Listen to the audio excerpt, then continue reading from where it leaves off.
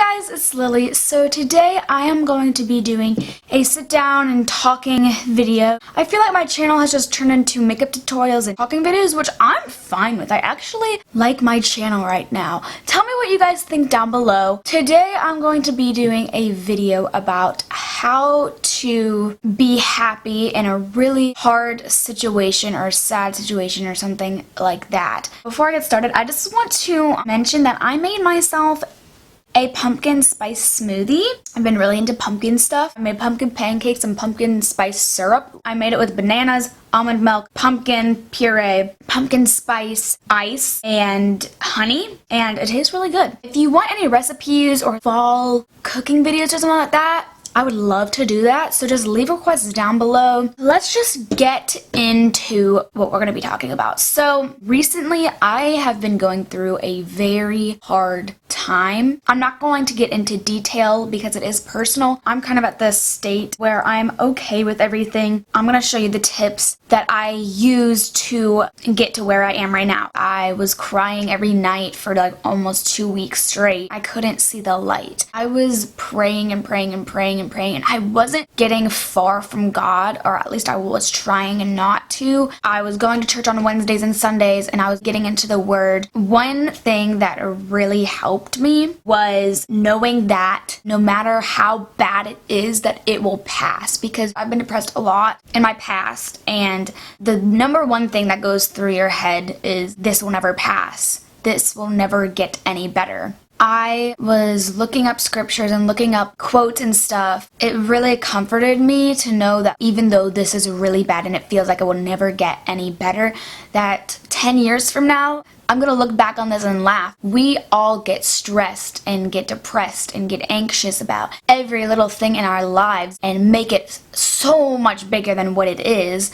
But we should be giving it to God and just letting Him take care of it. And I didn't really know how to do that until now, because I was just like, how can I just give this to Him? Like, I am in the middle of a freaking storm. I just had to like sit down and tell myself, like, this will pass no matter how bad it is right now. The next thing I wrote down was I looked up a lot of quotes and scriptures. I love to look up scriptures and quotes. That is one thing that I love to do, especially when I'm super, super sad. I immediately go to the internet and look up quotes on how I'm feeling. So I just go into Google and just keywords that you're feeling. I just have a whole album of scriptures and quotes in my phone, and they really help because it makes me remember that I'm not the only one struggling. I'm not the only one that's been through this. Next, I have write down things that are bothering you. So this is a really important thing. I love writing. I love writing notes. I love writing letters. I love just writing in general because it really gets out what I'm trying to say. Writing down things that are bothering you is a really great way to just like feel calm. Picking out everything that is hurting you, it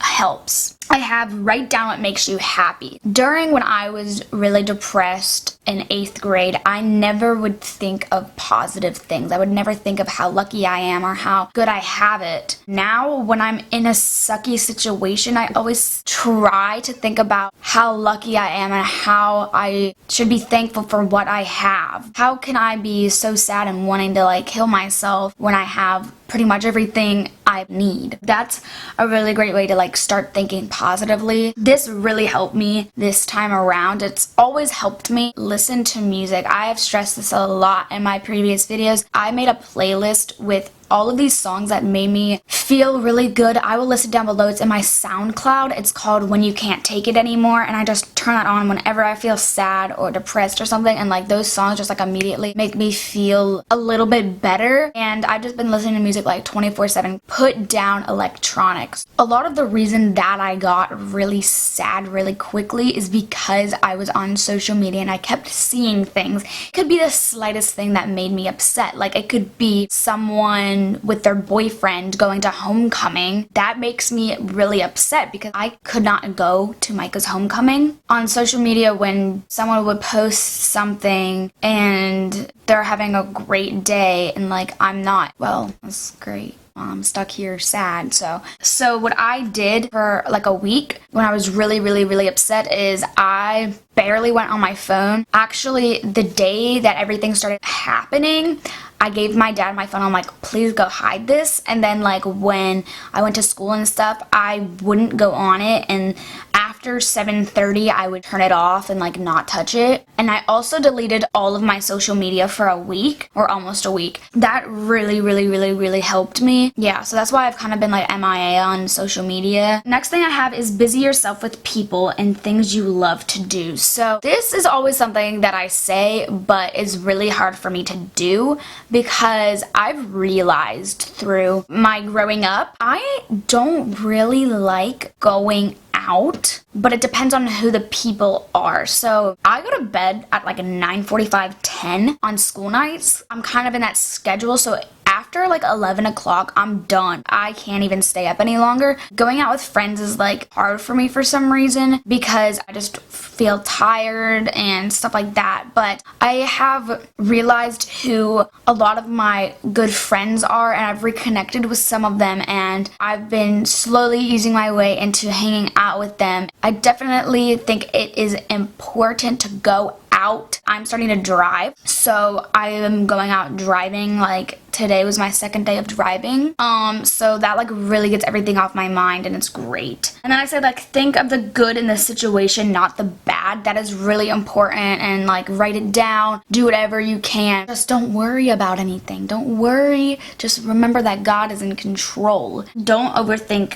Let God take control. Don't try to control it. I want to show you guys a few scriptures and stuff that I've written down. I went to church, and right when all of this started happening, the day actually that this all started happening, my pastor started preaching right to me. Like, it was crazy. We're in a series right now called Magnified, and it's basically magnifying the truths. I'm just going to do like the important things that I like starred. Am I going to go after the things of the flesh or of the soul? That is really important because this world is super hard, especially right now in my age, because people are telling me to do one thing and then like church is telling me to do another thing, and like I don't know which way to go. When I do things out of the flesh, that means like, oh God, I don't really care about you that much. I mean, like I do, but like I'll just repent afterwards, like it's fine. That is where I mess up, and where, you know, a lot of people mess up. You just need to think like, should I do this, or would this be putting God down?